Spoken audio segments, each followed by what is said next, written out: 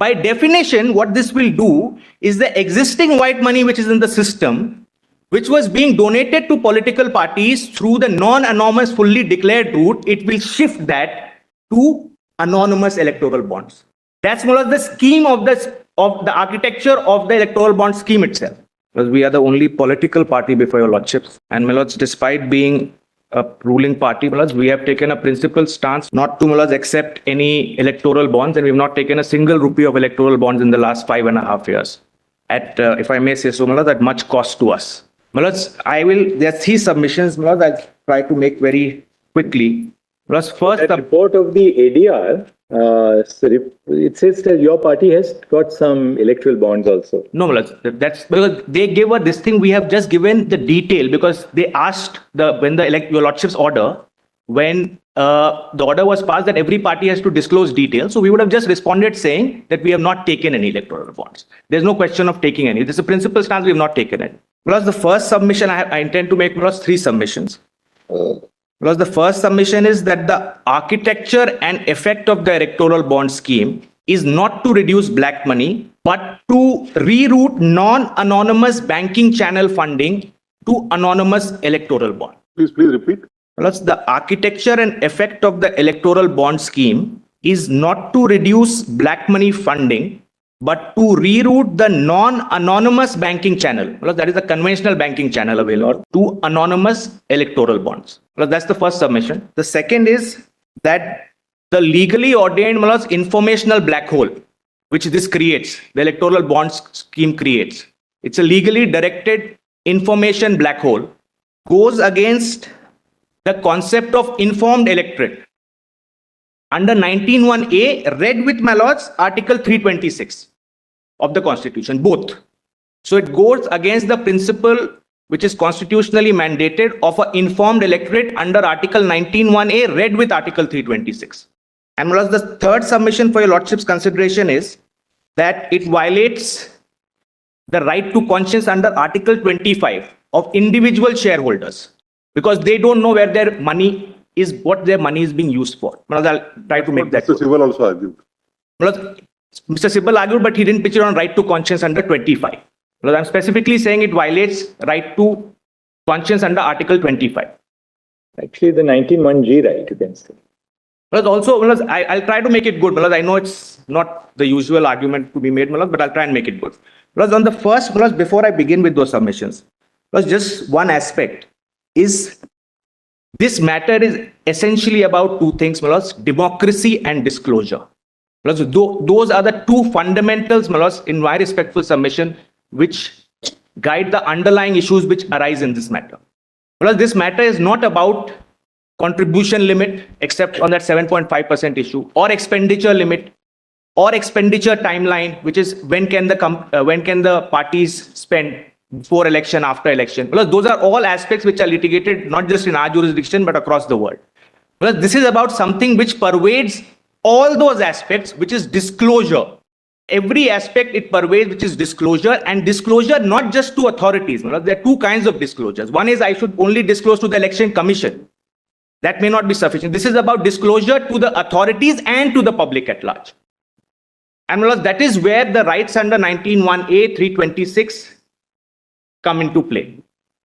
Because insofar as why this is relevant from a perspective of democracy, plus the principle of one man, one vote, it's not just about that I cast my vote. What is the substantive value of that vote? Because it basically entitles me to claim equal representation to my representative, equal influence over the democratic process, and to show that my views have equal worth in the system. This scheme possibly changes that by shifting the center of gravity from the elected public to somewhere else of the political discourse and influence without the public even getting to know about it.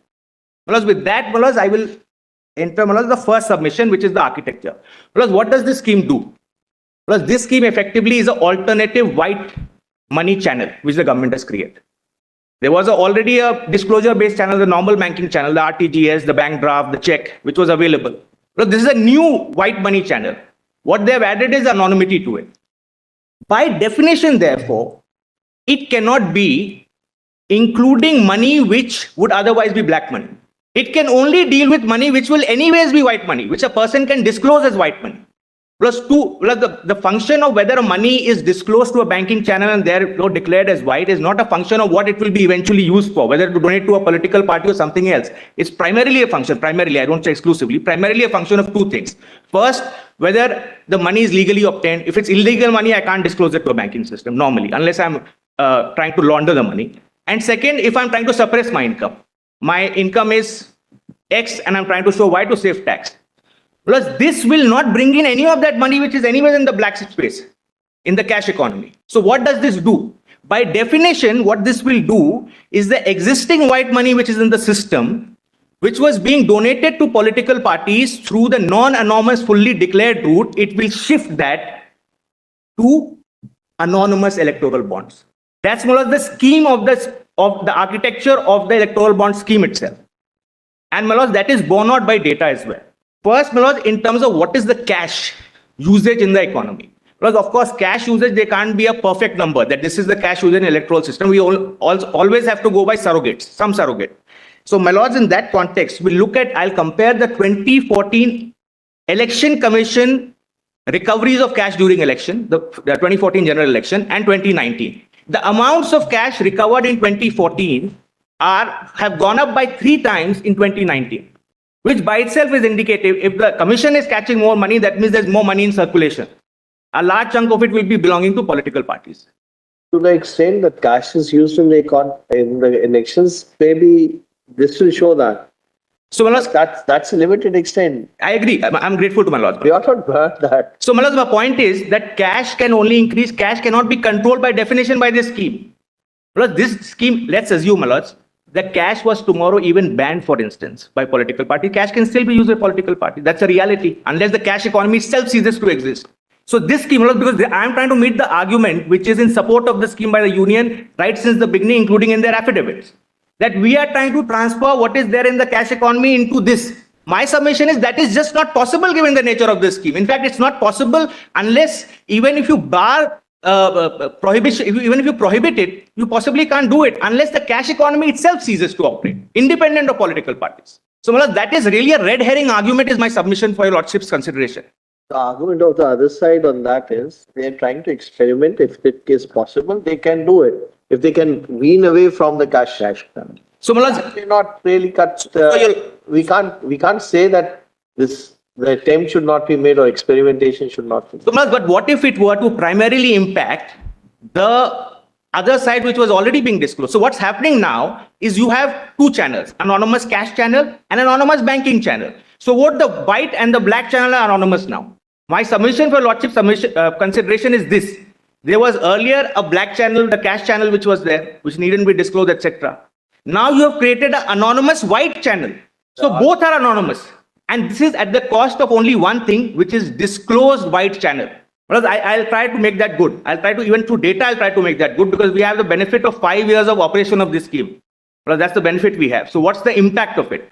Parties which were getting 70 to 75% of their political disclosed contributions from check, bank, RTGS, that's the disclosed white channels, are now getting 20%, 15%. The electoral anonymous scheme has taken over at the cost of white channel. So my submission for your lordship consideration is this. It's not to attack the black money. It's actually to attack the white disclosed channel. And that's the actual impact as well of the scheme. And I'll just place the data and then I'll go to my next point. What we have done, we did an exercise. What we have done, at 29 seats, every party gives a contribution report above 20,000. Above 20,000 they're required to. We collated the last 10 years from 2013 onwards, all the reports. These are list of donors who came. That's right. So from each of the list, we have taken all the list of donors and it says against that, for instance, it says check number, DD, etc. Correct? My laws will have the first cash entry in this one is at 5553. That's less than 2,000. No, it's more than 20,000. Plus more than 20,000, you have to disclose whether cash or check. Either way, you have to disclose. That's the statutory requirement. 5553. Look at 153, serial number 153 in that chart. Some Mr. VV, 1 lakh cash. So what I have done, each entry we have added up for 2 largest political parties for 2 years. to get the numbers, because there was no other way to do it. This is not information available in the public domain. This was the only way to do it.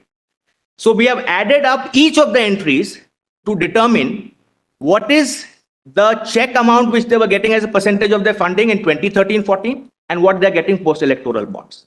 And more or less the net result of that, more or less I've prepared a chart for your lordship's consideration. The learned courtmaster will kindly screen share that document which has been emailed. So more or less my respectful submission is now the entire political funding substantially is anonymous. Because black channel continues.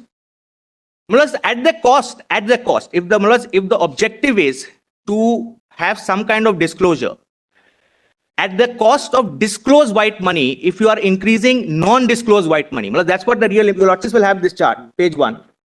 There's a little flaw because of the bearer bonds as such are bearer bonds that's creating a problem. That's all. We have understood that argument. And I'm making the argument solely to meet the union's justification of the scheme, which is that it's meant to bring in black money into the white system. My respectful submission to meet that is, it actually does the opposite. It takes away the non-anonymous white money and puts it in the anonymous kitty. That's my submission. That we already appreciate. That's right. So, I am saying, therefore, to that extent, A, the justification is not valid, and B, for that reason, it's arbitrary as well. It doesn't meet even the stated justification. Because the determining principle, one of the tests of arbitrariness your lordships have stated is, it is absent a determining principle. Because here the stated determining principle is contrary to what the scheme actually does and intends to do. What it basically, according to you, does is that it brings into the fold. Earlier, what you had non-anonymized white money. That's right. Now that is replaced increasingly by anonymized white money. And that's the real victim or target of this scheme, not the black money. That's my respectful submission. Because black money will continue irrespective. That funding will keep on continuing. So now the two channels, both are anonymized, white and black. That's my respectful submission. That's the scheme. That's the real picture which this scheme does to our political financing. That's what it does.